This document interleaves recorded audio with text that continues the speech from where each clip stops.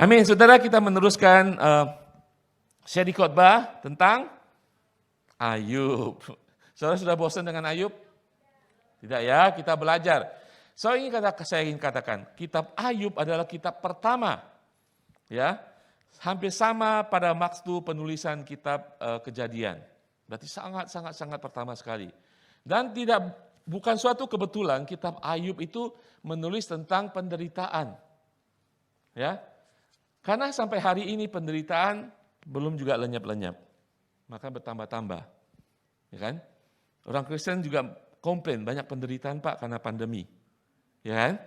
Jadi penderitaan, kesusahan hidup, kesukaran hidup adalah masalah manusia dari dulu sampai sekarang. Tidak sampai selama-lamanya, sampai kita meninggal dunia.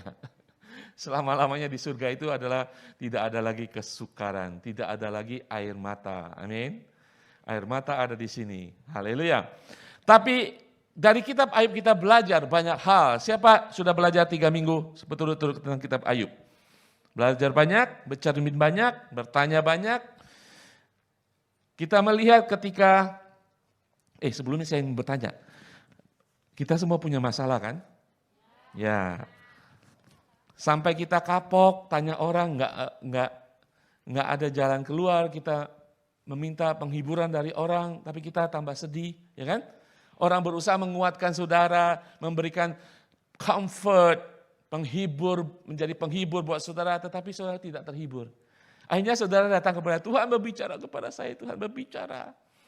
Siapa yang ingin Tuhan berbicara kepada saudara? Ya kan? Tetapi saya katakan ketika Tuhan berbicara, saudara kabur. Tetapi kita semua ingin Tuhan berbicara kepada kita. Langsung atau tidak langsung, betul? Karena kita tidak bisa mencari jawaban di dunia ini kepada orang pintar, orang hikmat. Tidak ada saudara. Kita tahu kemana kita pergi. Sebagai umat Tuhan, saudara semua tahu kemana kita pergi. Mencari penghibur itu. Mencari jawaban dari segala masalah kehidupan kita. Kita mau cari itu. Nah, hari ini kita berbicara tentang bagaimana Tuhan berbicara ketika Tuhan berbicara. Hari ini minggu keempat, khotbah Ayub adalah tentang ketika Tuhan berbicara. Minggu pertama kita berbicara pertanyaan besar sampai sekarang. Sampai hari ini masih dibahas oleh pikiran Ayub. Mengapa orang benar menderita? Ya kan? Saudara masih bertanya, mengapa orang benar menderita? Mengapa hal-hal jelek terjadi pada orang-orang baik? Pertanyaan kita semuanya. Dan kemudian minggu kedua kita bertanya, mengapa Tuhan bertambah-tambah? Mengapa Tuhan sampai Ayub harus mengutuki hari lahirnya? Sampai Ayub mengatakan, kalau aku pun lahir gak usah hidup sampai sekarang. Kemudian di minggu ketiga kita belajar bagaimana memaknai penderitaan. Di mana Ayub akhirnya tahu. Ada satu hal, yaitu hikmat Allah yang bisa menjawab semuanya. Karena dia berdebat dengan temannya. Saudara harus tahu, saya tahu kita hari-hari ini akan mencari jawaban atas masalah kita kepada manusia ya. Saya percaya di sini tidak ada cari orang pintar lagi, dukun ya. Kita pasti cari orang berhikmat, mentor rohani kita, hamba-hamba Tuhan, ya kan? Ya.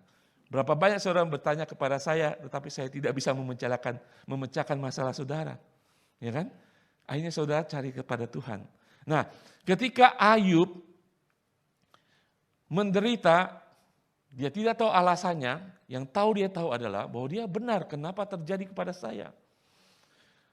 Saudara, saya ingin katakan supaya saudara mengerti, ini pengertian ya, dari kitab Ayub. Kitab Ayub memang cerita tentang penderitaan Ayub. Tetapi kitab Ayub tidak menjelaskan bahwa Ayub menderita karena dia tidak benar. Justru kitab Ayub ingin menjelaskan kepada kita hal yang mungkin terjadi. Yaitu ketika orang benar menderita. Itulah penderitaan Ayub. Ayub menderita karena dia orang benar. Pak Ari, jangan. Kalau gitu saya nggak usah jadi orang benar. Kenapa saya katakan Ayub menderita karena dia orang benar? Saudara ingat di Ayub pertama, pasal pertama ketika iblis datang kepada Tuhan, Tuhan dengan bangganya mengatakan ada seorang hambaku namanya Ayub. Dia orang benar, dia tulus dan jujur. takut akan Allah dan menjauhi kejahatan. Terus iblis mengatakan, iya dia orang benar. Coba saya kasih penderitaan. Dia akan menjadi orang tidak benar. Jadi Ayub menderita karena dia orang benar. Saudara mikir sekarang, waduh saya aja nggak benar. Ada yang benar di sini? Ayub sendiri orang yang benar. Tuhan mengatakan 2 kali dari mulut Tuhan langsung. Ayub ini adalah orang yang saleh dan jujur, takut akan Tuhan dan menjauhi kejahatan. Ayub menderita karena kebenaran. Kita jauh dari Ayub. Tetapi saudara harus tahu juga kedua. Ayub komplain, Ayub bertanya bukan karena penderitaannya saudara. Dia kehilangan 10 anaknya, hartanya dalam 1 hari. Di siang bolong bertubi-tubi. Dan babak kedua penderitanya dia mengalami sakit sekucur tubuhnya. Apa yang menjadi pergumulan Ayub bukan penderitaannya. Yang biasanya kita lakukan kalau menderita sedikit aja kita sudah komplain kiri kanan, ya kan? Disenggol sedikit, tersinggung sedikit.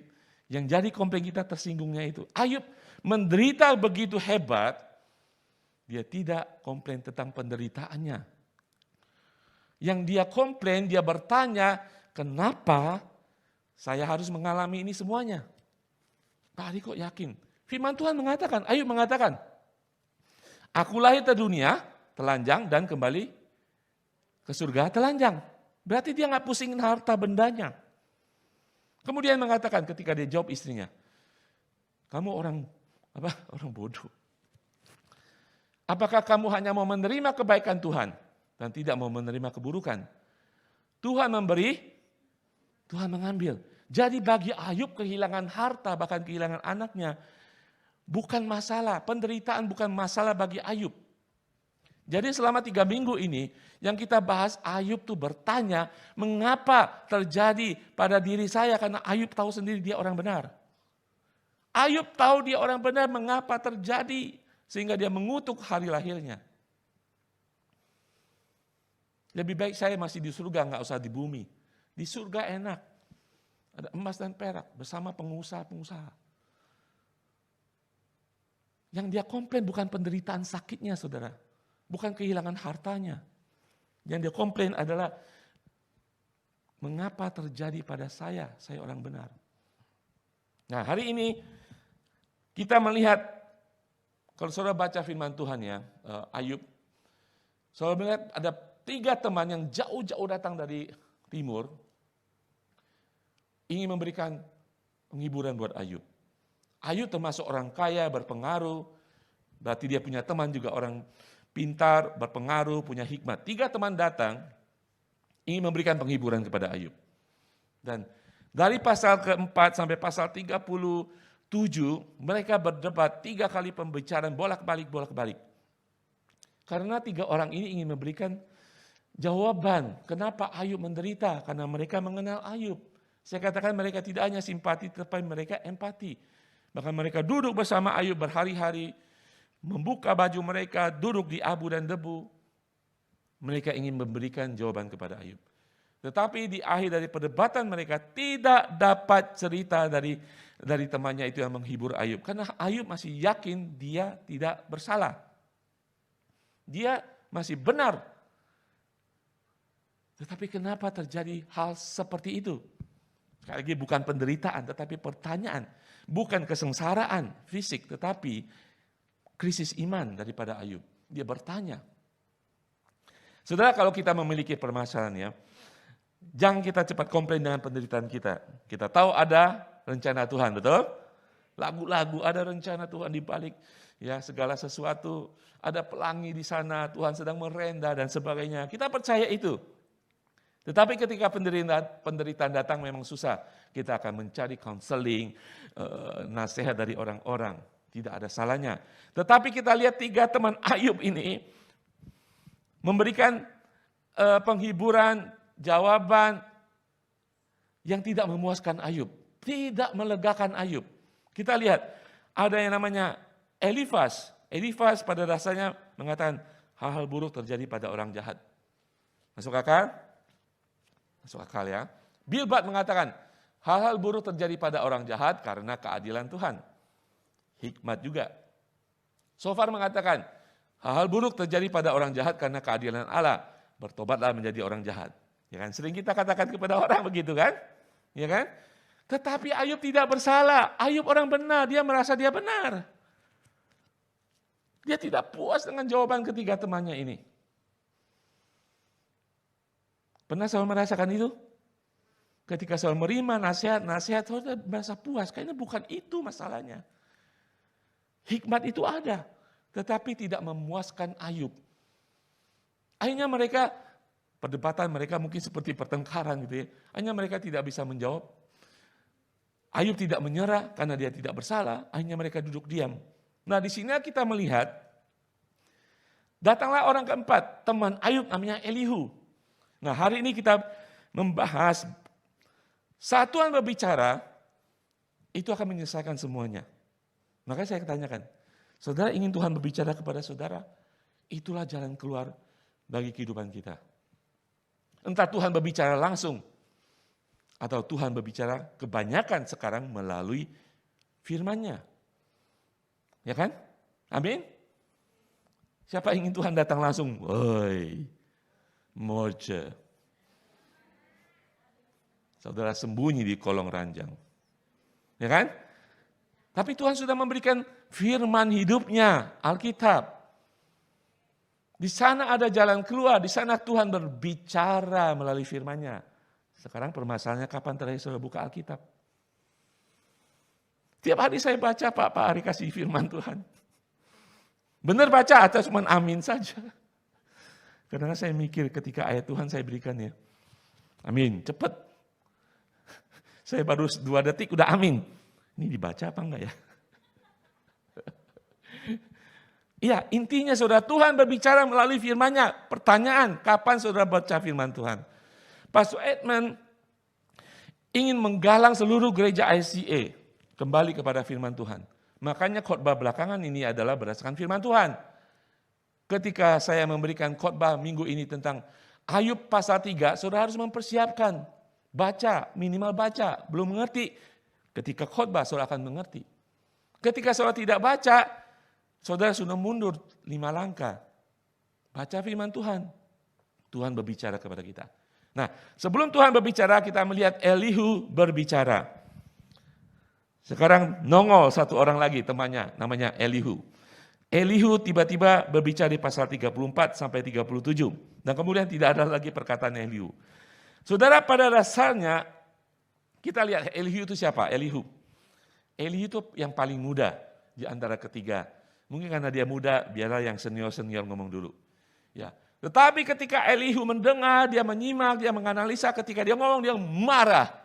Marah kepada Ayub. Karena Ayub bertahan membenarkan dirinya.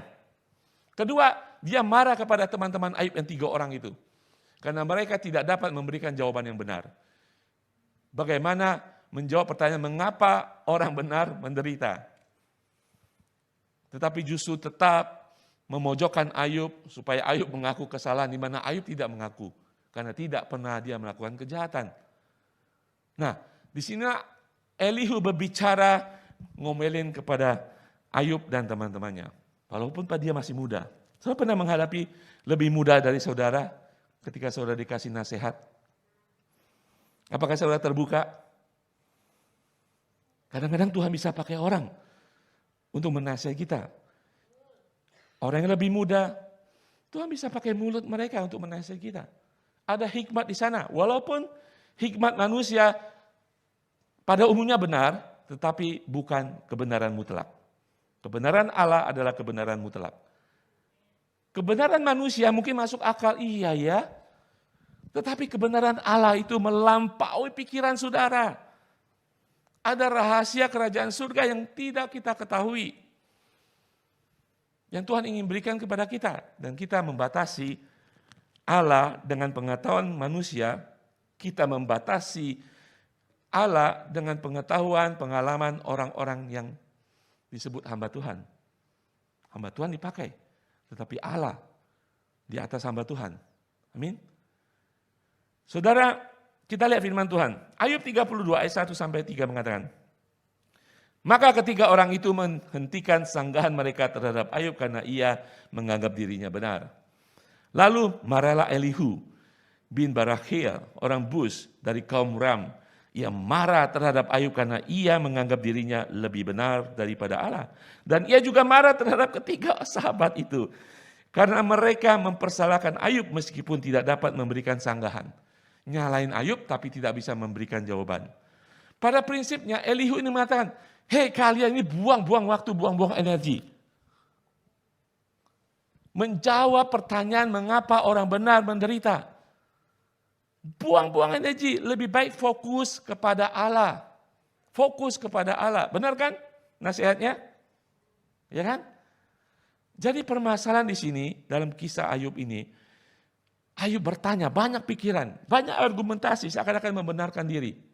Sampai seakan-akan bertanya, menantang Tuhan. Ya memang, karena Ayub benar orangnya. Tapi Elihu mengatakan, jangan buang-buang waktu, fokus kepada pertanyaan-pertanyaan hidup. Berapa banyak saudara saat ini punya pertanyaan hidup? Kita semua punya pertanyaan hidup. Amin. Pertanyaan di masa lalu, mengapa saya nikah sama dia?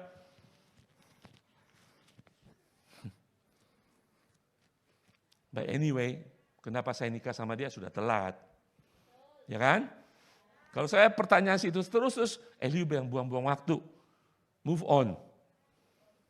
Pertanyaan yang mungkin kita hadapi saat ini, masa depan saya bagaimana? Kita semua punya pertanyaan. Punya pertanyaan seperti Ayub tidak ada salahnya, saudara, tetapi tetap fokus kepada Tuhan. Kita akan melihat pertanyaan Ayub yang banyak itu akhirnya tidak ada gunanya dan dicueki Tuhan. Nah, Elihu ingin menjelaskan Tuhan berbicara kepada manusia melalui dua cara.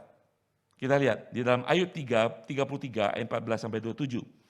Karena Allah berfirman dengan satu dua cara tetapi orang tidak memperhatikannya. Dalam mimpi, dalam penglihatan waktu malam, bila orang nyenyak tidur, bila terbaring di atas tempat tidur, maka ia membuka telinga manusia dan mengejutkan mereka dengan teguran-teguran.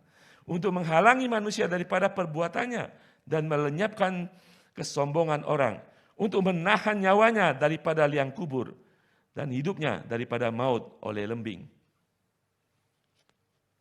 Makanya belakang ini saya sering berdoa untuk pemimpin, untuk jemaat. Tuhan ketika mereka tidur, kenapa saudara ketika siang hari, ketika kita masih melek, kita nggak bisa dengerin suara Tuhan? Karena kita sibuk dengan pikiran kita. Pikiran kita lebih penting, lebih pintar, lebih hebat. Seakan-akan Tuhan diam. Ketika kita terlelap, roh saudara tidak terlelap, betul? Ketika saudara terlelap, pikiran saudara turn off. Fisik saudara apalagi yang sudah capek, tergeletak. Pikiran juga off. Roh saudara tidak tidur, saudara. Disitulah maksud firman Tuhan ini. Ketika saudara tertidur malam hari, Tuhan bisa berbicara kepada saudara. Karena siang hari saudara sibuk dengan pikiran saudara. Amin.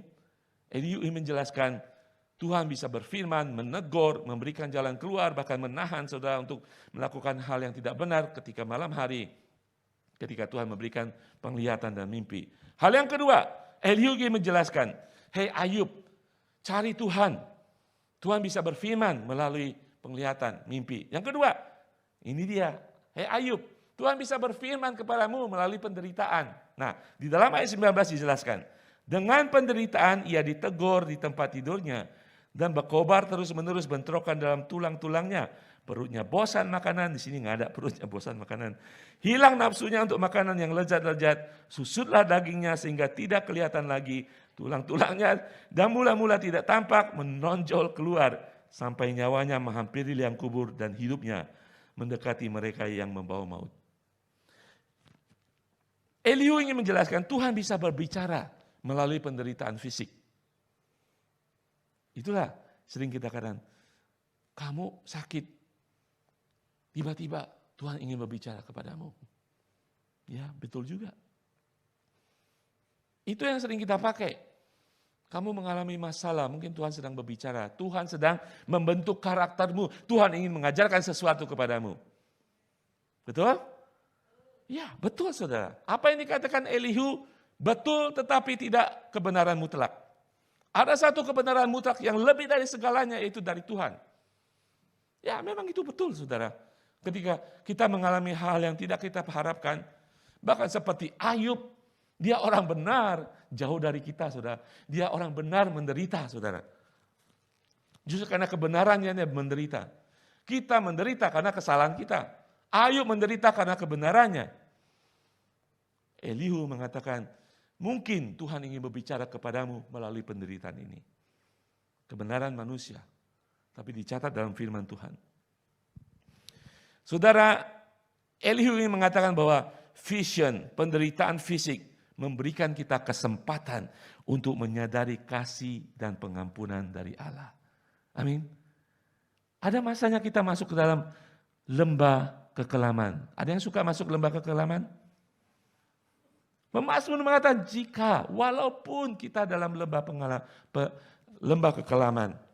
Pemazmur tidak mengatakan, hei kau pasti masuk lembah kekelaman. Dia katakan, jikalau, walaupun, kalau kita masuki lembah kekelaman, apa? Tongkat dan gadanya itu adalah penghiburan kita. Amin.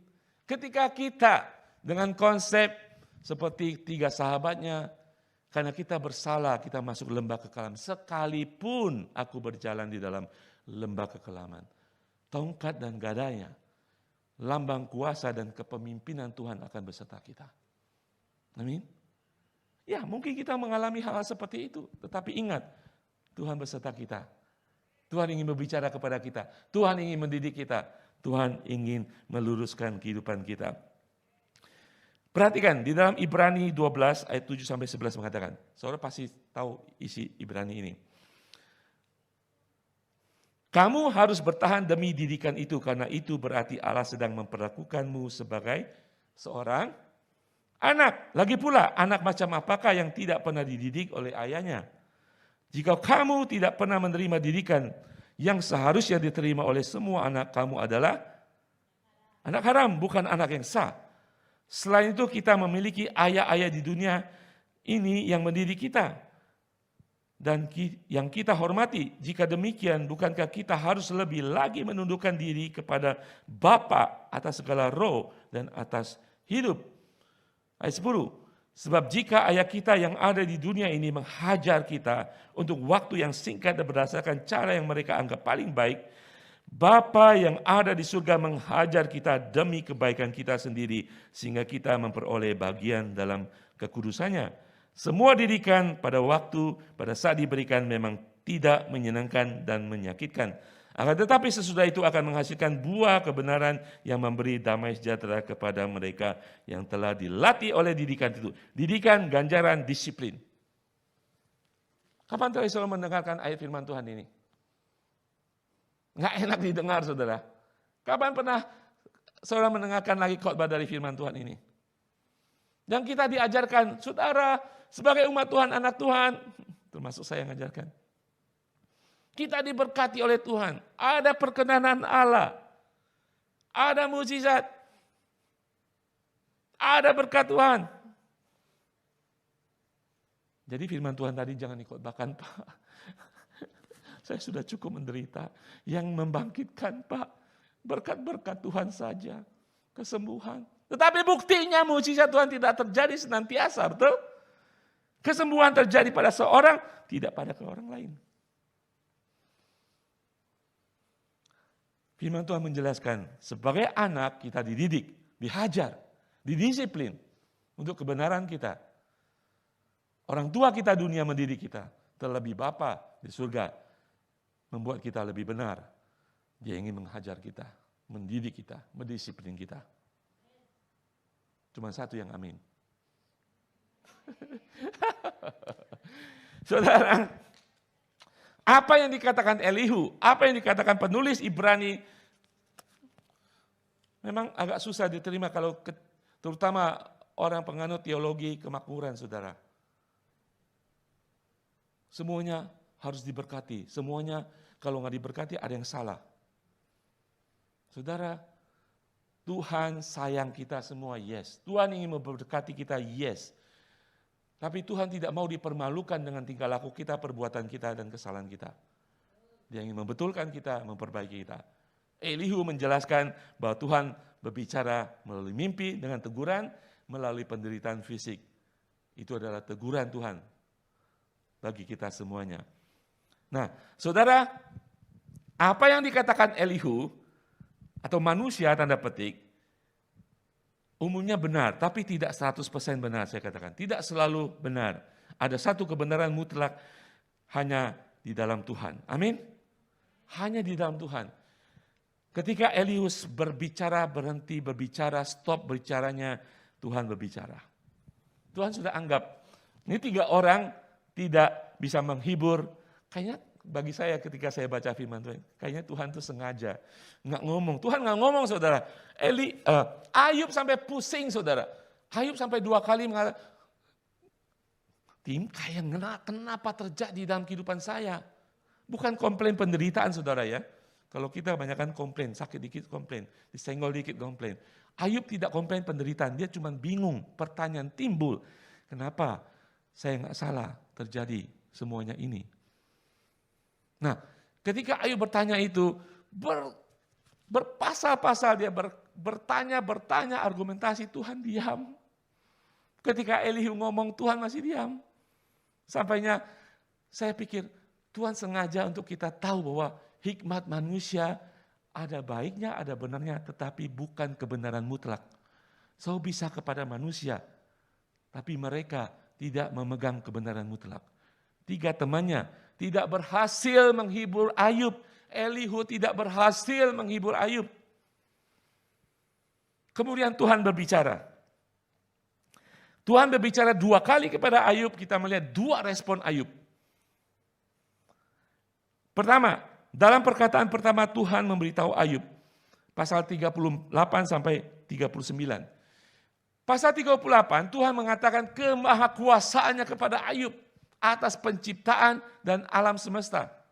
Pasal 39 Tuhan menyatakan kemahatauannya akan ciptaannya sampai hal-hal yang detail.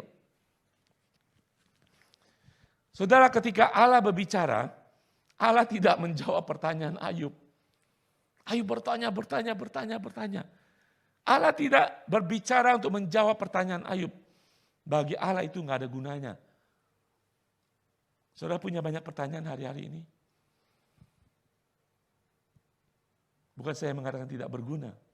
Bertemu dengan Tuhan itu lebih baik daripada pertanyaan saudara. Ketika Allah berbicara, dia tidak gubriskan pertanyaan Ayub, mengapa. Tuhan berbalik bertanya kepada Ayub. Tuhan ini menunjukkan kemahakuasaannya tentang penciptaan. Ya kan, kamu mau mati waktu kamu lahir, berarti menentang penciptaan. Ayub mengatakan, lebih baik aku tidak pernah lahir. Aku mengutuk hari lahir itu. Dia sedang menentang penciptaan. Tuhan kembali bertanya kepada Ayub tentang penciptaan, di mana engkau?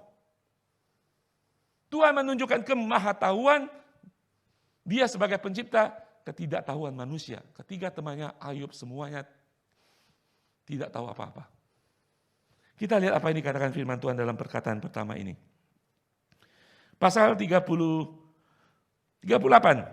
ayat 2 dan 4 sampai 4.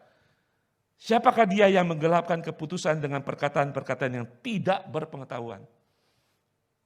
Nyindir Ayub ya. Dia bertanya, pertanyaan ada retorik. Bersiaplah engkau sebagai laki-laki, aku akan menanyai engkau, supaya engkau memberitahu aku, di mana engkau ketika aku meletakkan dasar bumi. Ceritakan kalau engkau mempunyai pengertian. Dia tidak jawab pertanyaan Ayub. Dia menantang Ayub dengan pertanyaan-pertanyaan retorik. Pertanyaan retorik itu pertanyaan tidak bisa dijawab dan tidak usah dijawab karena tidak ada jawabannya. Saudara punya banyak pertanyaan. Saya masih selalu mengatakan bertanya kepada Tuhan daripada kepada manusia. Ketika Tuhan berbicara, saudara pasti pikir, pertanyaanku sudah nggak ada gunanya Tuhan, ampuni aku. Tuhan akan berbalik bertanya, di mana engkau ketika aku menciptakan langit dan bumi? Ketika kau meletakkan dasar-dasar samudera, di mana engkau? Keder nggak saudara? Tadi siapa yang ingin Tuhan berbicara kepada saudara? Ketika Tuhan ngomong, ciut kita semuanya. Oke, saya kutip beberapa ayat daripada pasal 38. Ayat 8 mengatakan, perhatikan kemahakuasaan Tuhan, kemahatauan Tuhan. Siapa yang telah membendung laut dengan pintu ketika membual keluar dari dalam rahim? 12. Pernahkah dalam hidupmu engkau menyuruh datang dini hari atau fajar kau tunjukkan tempatnya? Engkaukah yang turun sampai ke sumber laut atau berjalan-jalan melalui dasar samudera raya? Apakah engkau telah masuk ke dalam perbendaharaan salju atau melihat perbendaharaan hujan batu? Dapatkah engkau memberkas ikatan bintang Kartika dan membuka belenggu bintang belantik? Bisa jawab? Para ilmuwan sampai saat ini yang canggih pun tidak bisa menjawab itu. Tuhan kita maha kuasa, Tuhan kita maha dahsyat. Dia maha tahu. Pertanyaan kita, pertanyaan Ayub. Ketika Ayub mendengar itu, saya percaya pertanyaan hidup kita sudah tidak ada artinya. Tuhan mengajukan 50 pertanyaan yang sama-sama seperti ini. Dan Ayub tidak bisa menjawab. Dan kita tidak mungkin menjawabnya. Saudara sekalian, Tuhan tidak mengharapkan jawaban dari Ayub. Tuhan tidak mengharapkan jawaban dari saudara. Karena kita tidak tahu jawabannya.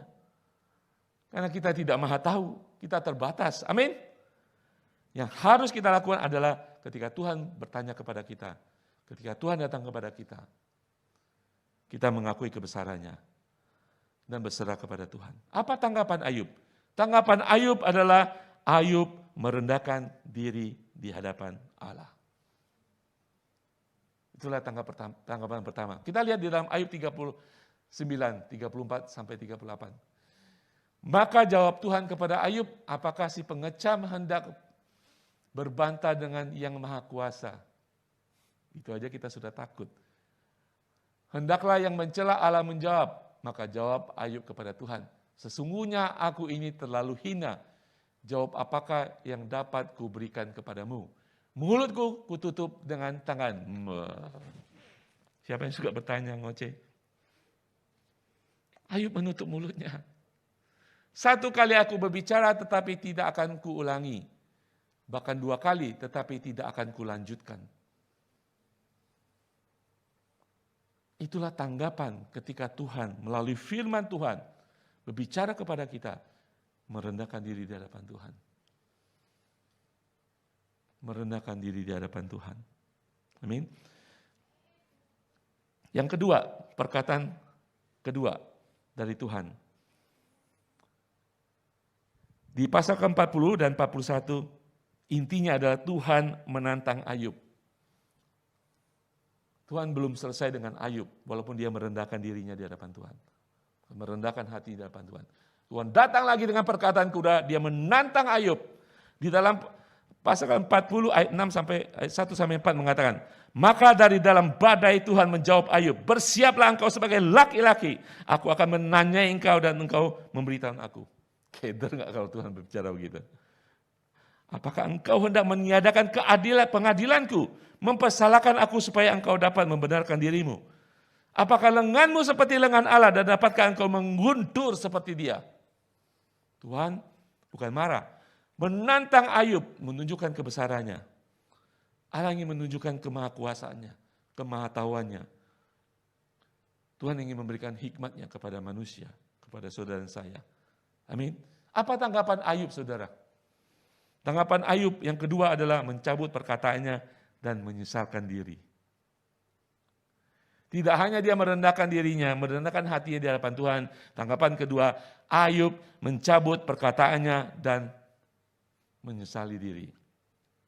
Di dalam Ayub 42 ayat 1 ayat 6 mengatakan, maka jawab Ayub kepada Tuhan, aku tahu bahwa engkau sanggup melakukan segala sesuatu dan tidak ada rencanamu yang gagal.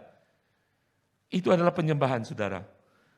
Ayat 3, firman-Mu, siapakah dia yang menyelubungi keputusan tanpa pengetahuan, Itulah sebabnya tanpa pengertian aku telah bercerita tentang hal-hal yang sangat ajaib bagiku dan yang tidak kuketahui. Firman-Mu, dengarlah maka akulah yang akan berfirman. Aku akan menanyai engkau supaya engkau memberitahu aku. Hanya dari kata orang saja aku mendengar tentang engkau, tetapi sekarang mataku sendiri memandang engkau. Perhatikan ayat 5. Hanya dari kata orang saja aku mendengar tentang engkau. Dari 3 temannya, dari Elihu. Tetapi sekarang mataku sendiri memandang engkau. Tetapi sekarang mataku memandang engkau. Sekarang dia mengerti, oh iya. Saudara, hanya Tuhan yang bisa memuaskan, hanya Tuhan yang bisa memberikan comfort, pembelaan, penghiburan buat segala masalah saudara. Saudara tahu ketika saudara bertemu dengan Tuhan, itu sudah cukup untuk segala-galanya. Bagi Ayub, berpasal-pasal, saya nggak tahu berapa lamanya, berdebat. Hikmat manusia. Sampai Tuhan datang, hanya bertanya, di mana engkau ketika aku menciptakan langit dan bumi. Itu sudah cukup bagi Ayub. Dia merendahkan diri dan menarik perkataannya. Segala pertanyaan-pertanyaan itu, walaupun tidak dijawab Tuhan, dia sudah buang semuanya. Saudara, saya ingin katakan, betapa ketika kita merindukan Tuhan, ketika Tuhan datang dengan hadiratnya, bukankah itu sudah cukup dari segala-galanya?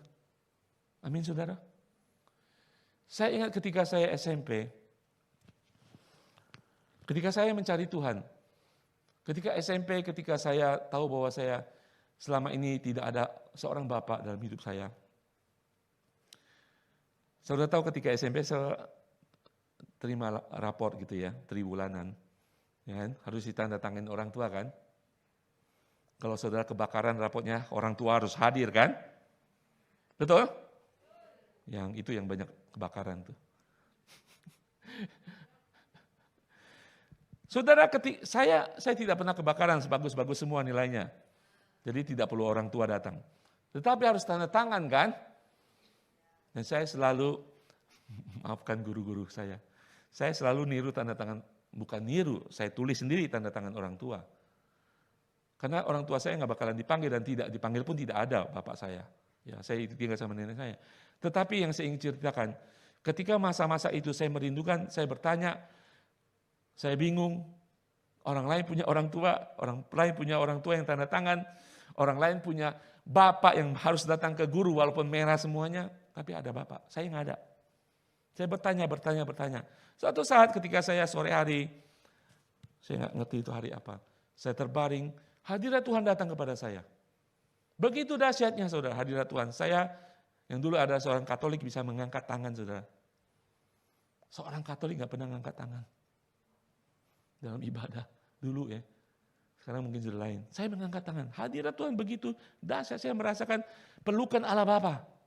Ketika itu terjadi saudara, pertanyaan-pertanyaan sudah nggak ada gunanya. Pertanyaan hidup kesengsaraan sudah tidak ada gunanya. Saya percaya bahkan di dalam hadirat Tuhan saudara bisa melepaskan pengampunan. Kalau ada orang yang menyusahkan saudara, membuat saudara menderita, meninggalkan saudara, mengkhianati saudara, saudara bertanya. Seperti Ayub bertanya. Ketika saudara mengalami hadirat Tuhan, walaupun tidak menjawab pertanyaan saudara, pertanyaan itu sudah ada gunanya.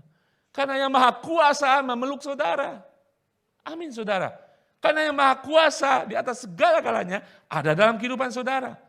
Bahkan saya percaya, kalau saudara menderita karena seseorang berbuat jahat kepada saudara, ketika saudara mengalami hadirat Tuhan sungguh-sungguh, saudara akan mengampuni orang itu. Roh pengampunan akan begitu saja datang. Karena yang terbesar sudah ada dalam kehidupan saudara. Ngapain saudara pusingkan orang-orang kecil yang punya niat jahat? Saya tidak pernah mendendam kepada orang tua saya. Sejak hari itu saya tidak pernah bertanya lagi. Hadirat Tuhan. Sama dengan halnya Ayub. Ketika Tuhan berbicara, Tuhan tidak menjawab pertanyaannya saudara. Lucu Tuhan itu. Tuhan akan menunjukkan kekuasaannya. Kemahatauannya. Bahwa Ayub tidak maha tahu. Bahwa Ayub tidak maha kuasa. Bahwa Ayub Manusia biasa, walaupun dia orang benar, ingin meniadakan hari penciptaannya. Tuhan mengatakan, hei, aku ini Maha Pencipta. Ketika kita mengalami kebesaran Tuhan, kedahsyatan Tuhan, kemahadiran Tuhan, itu sudah cukup.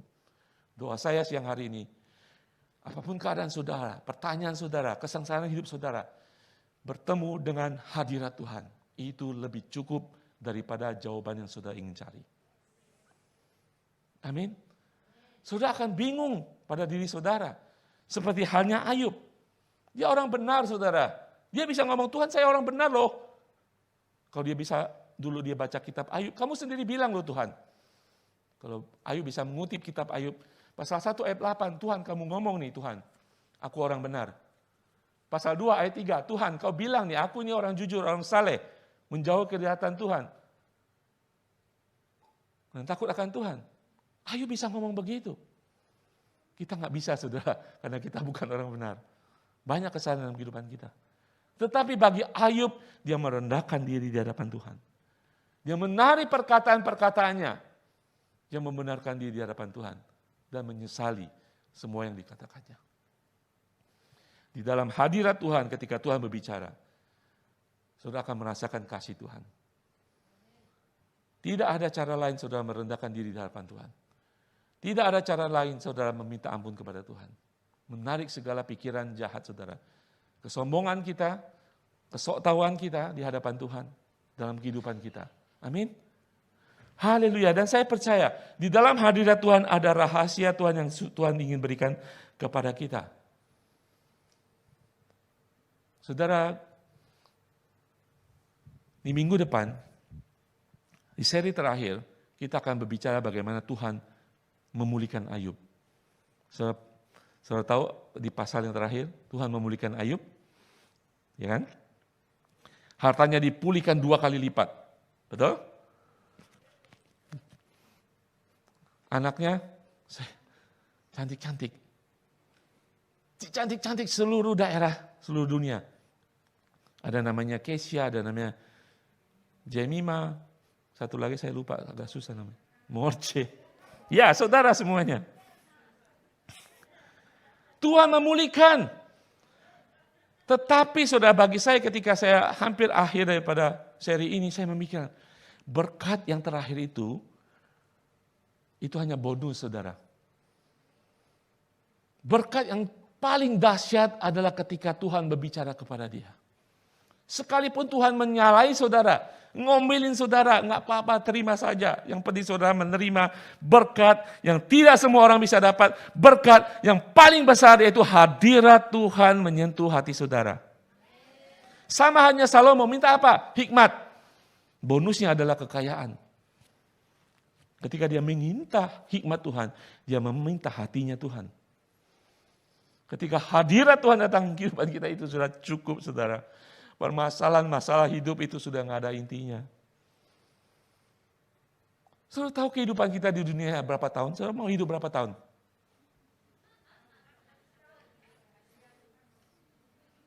Kalau Tuhan bertanya mau hidup berapa tahun?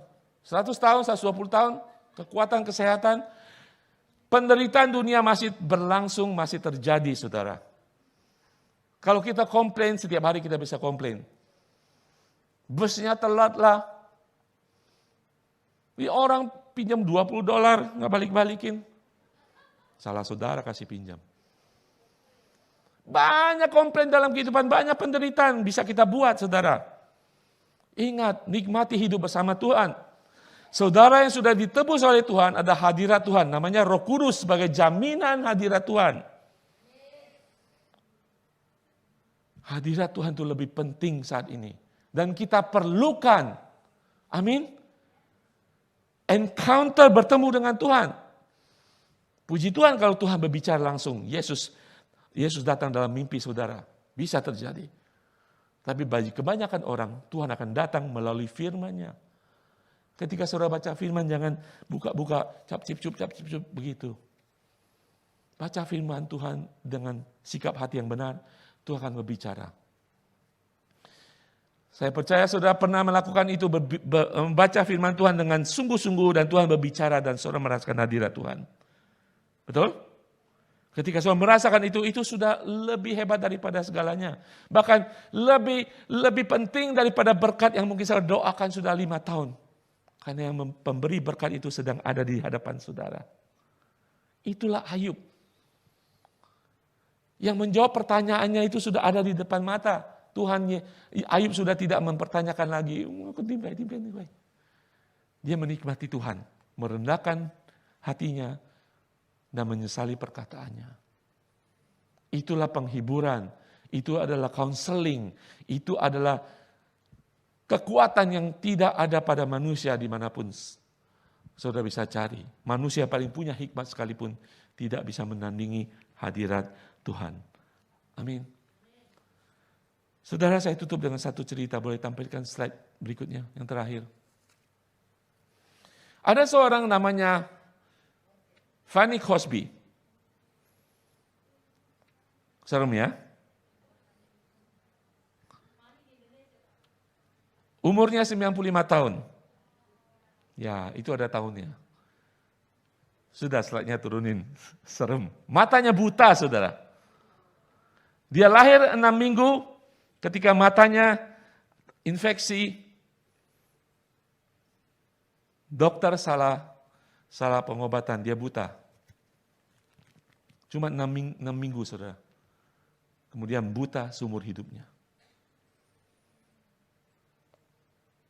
Tapi dia adalah penulis himne yang terkenal di Amerika. 9.000 himne dia tulis. Salah satu himne yang paling terkenal yang kita sukai adalah The Blessed Assurance. Tahu lagunya? Ku berbahagia, yakin teguh, Yesus abadi, kepunyaanku, aku warisnya, ku ditebus, ciptaan baru, Roh Kudus. Dia pengarangnya. Ketika dia nikah, punya anak 1 tahun meninggal. Saudara, ketika ditanya, sesudah dia masa tuanya ditanya, kalau kamu dikasih kesempatan hidup lagi, kamu mau melihat? Dia bilang, kalau ada kesempatan saya hidup lagi, saya tetap mau dalam kondisi buta, tidak apa-apa. Karena dengan kondisi ini dia bilang, saya tidak terdistraksi dengan hal-hal lain. Saya tetap fokus kepada Tuhan. Dan dia katakan, nanti kalau saya ke surga, orang yang pertama saya lihat adalah penyelamat saya. Saudara, jangan tunggu sampai ke surga dulu baru lihat Tuhan Yesus. Jangan tunggu, iya nanti ke surga saya baru cari di mana Tuhan Yesus. Di surga saya baru akan lihat Tuhan Yesus. Fanny Crosby ini mengatakan, yes, suatu saat saya akan melihat Tuhan Yesus. Ketika di surga tidak ada lagi kebutaan. Tetapi di bumi ini ketika saya buta, saya juga melihat Tuhan Yesus. Secara rohani. Dia bisa menghasilkan karya-karya yang memuliakan Tuhan. Menderita, buta. Saya secara pribadi kalau lihat orang buta, saya nggak tahan, saudara. Bisa teteskan air mata. Saudara bisa melihat bunga warnanya bagus. Orang buta. Hitam putih pun tidak dilihat. Gelap gulita yang mereka alami. Fanny Crosby. Seumur hidupnya. Tuhan kasih umur panjang pula 95 tahun. Buta, saudara. Dia mengatakan. Penderitaan ini tidak ada apa-apanya.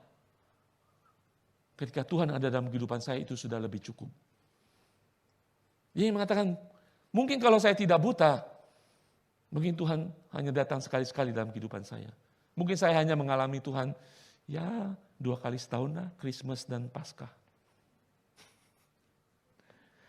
Dia mengatakan, karena saya buta, kalau saya lahir baru lagi, nggak apa-apa buta. Yang penting saya bisa berkarya buat Tuhan.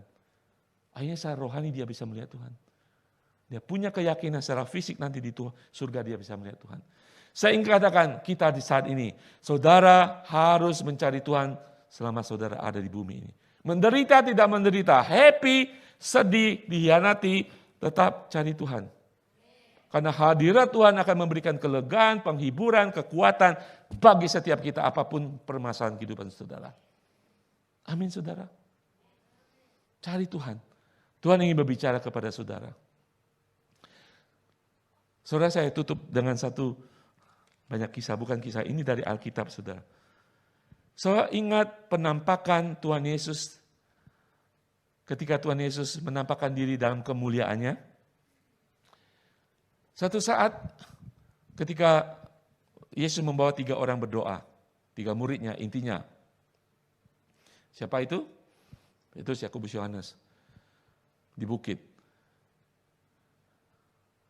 Satu saat Yesus menampakkan diri dalam kemuliaannya sebagai Tuhan. Sebagai Tuhan. Cemerlang sebagai Tuhan, Yesus menampakkan diri. Terus ada Musa. Terus ada Elia.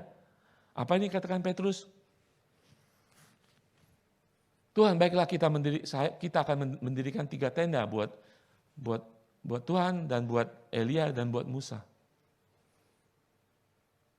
Saudara tahu bahwa Musa melambangkan hukum Taurat. Elia melambangkan para nabi. Apa yang terjadi ketika Petrus yang cepat ngomong? Apa yang dikatakan Tuhan? Tuhan dari langit sana mengatakan, inilah anak yang kukasihi. Sebelumnya Tuhan mengatakan yang sama ketika baptisan Yesus.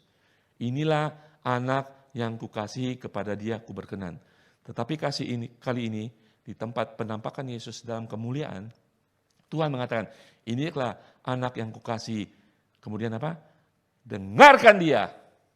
Saudara, siapa yang saudara dengar hari-hari ini? Manusia, Tuhan bisa memakai manusia, tetapi dengarkan Yesus. Tuhan bisa memakai hamba Tuhan, para mentor, orang-orang yang Tuhan pakai saudara. Tetapi yang utama, Tuhan mengatakan, dengarkan Yesus Kristus. Amin. Banyak suara dari luar akan menasihat kita dalam penderitaan kita, dalam permasalahan kita. Dengarkan Tuhan. Tuhan masih berbicara kepada kita melalui firman-Nya. Amin. Saya ingin menganjurkan kita saudara, kalau saudara rindu Tuhan berbicara kepada saudara, kalau saudara rindu Yesus berbicara kepada saudara, saudara harus berkorban waktu saudara untuk berkomitmen baca firman Tuhan. Di awal khotbah saya katakan, siapa mau Tuhan berbicara? Semuanya mau. Di akhir khotbah saya katakan, baca Alkitab agar Tuhan berbicara kepada saudara dan saya. Harus ada komitmen. Saya katakan Tuhan bisa berbicara secara audible. Bisa. Tetapi kebanyakan Tuhan berbicara melalui firman-Nya yang sudah diturunkan bagi kita manusia. Komitmen saudara baca firman Tuhan. Komitmen. Sediakan waktu. Sediakan waktu, investasi waktu saudara baca firman Tuhan dan berdoa. Lihat. Tuhan akan memberkati saudara. Tuhan akan berbicara kepada saudara. Saudara akan penuh hikmat. Saudara akan bisa menyelesaikan masalah-masalah kehidupan saudara. Tidak ada jalan lain. Saudara cari manusia. Penyelesaian hanya sementara. Penyelesaian dari Tuhan. Karena itu adalah jalan Tuhan. Tidak ada cara lain saudara. Tidak ada jalan pintas. Tidak hanya sekedar mendengarkan firman Tuhan di tempat ini 1 jam, 2 jam setiap minggu sekali. Atau 4 jam karena saudara menyimak ibadah tengah minggu. Tidak cukup. Baca firman Tuhan sendiri dalam masa saat teduh saudara. Nah, saya percaya Tuhan akan berbicara kepada saudara. Amin. Saudara ingin Tuhan berbicara, saudara harus mengambil langkah. Ayub mencari Tuhan dalam kesengsaraannya. Tuhan datang, berbicara. Dan Ayub dipuaskan. Ayub dipuaskan oleh Allah itu sendiri, bukan oleh manusia. Haleluya. Itu yang paling penting saudara. Ketika Tuhan berbicara, Tuhan tidak main-main. Saudara akan dipulihkan dari segala perkara kehidupan saudara apapun itu. Amin. Ya, kita semua banyak perkara dalam kehidupan kita. Kita perlu Tuhan. Amin. Saudara perlu Tuhan? Kita semua perlu Tuhan. Tetapi harus ada komitmen kita untuk mencari Tuhan. Tuhan ada senantiasa. Seperti 7-Eleven, buka terus. Saudara datang apa enggak? Saudara terbuka atau enggak? Amin, saudara. Siapa yang ingin berkomitmen untuk membaca firman Tuhan? Angkat tangan saudara. Biar Roh Kudus mencatat siapa-siapa. Karena di sana Tuhan akan berbicara, saya percaya. Ketika saudara mengangkat tangan saudara, Tuhan sudah mencatat, Tuhan akan berbicara melalui firman-Nya. Saya tahu mungkin saudara punya 5 menit, 10 menit, bangun, tambah-tambah waktu itu. Saya sibuk Pak, ya kan sibuk sama. Saya repot Pak, ya repot, semua repot. Saya tidak punya waktu. Semua punya 24 jam. Saya percaya ketika saudara berkomitmen memberikan waktu, walaupun saudara dalam keadaan harus kerja 2 jam, Tuhan akan menyelesaikan bersama saudara dalam 1 jam. Saudara mengerti itu? Waktunya Tuhan? 2 jam Pak, saya harus kerjaan saya. Ketika saudara mengutamakan Tuhan, membaca firman Tuhan, 2 jam pekerjaan saudara yang saudara lakukan biasa setiap hari, Tuhan akan memberikan kekuatan, kemampuan, saya nggak tahu dari mana waktunya, perlu 1 jam dan 1 jam saudara menjadi istirahat. Itu mukjizat Tuhan. Mungkin 2 jam saudara kerjakan dengan komplain. Ya 2 jam karena komplain terus. Ketika saudara membaca firman Tuhan, saudara punya hati yang gembira, 2 jam penuh komplain, dikerjakan tanpa komplain menjadi 1 jam. Efektif. Tuhan akan melipat gandakan waktu, bukan 24 jam jadi 26 jam sehari. Tapi saudara akan menjadi kuat, efektif. Mulai dengan berkomitmen membaca firman Tuhan, biarkan Tuhan berbicara kepada saudara. Rasakan hadirat Tuhan, sehingga saudara mempunyai perspektif bagaimana menangani penderitaan saudara kalau ada, kesukaran saudara kalau ada. Amin. Haleluya.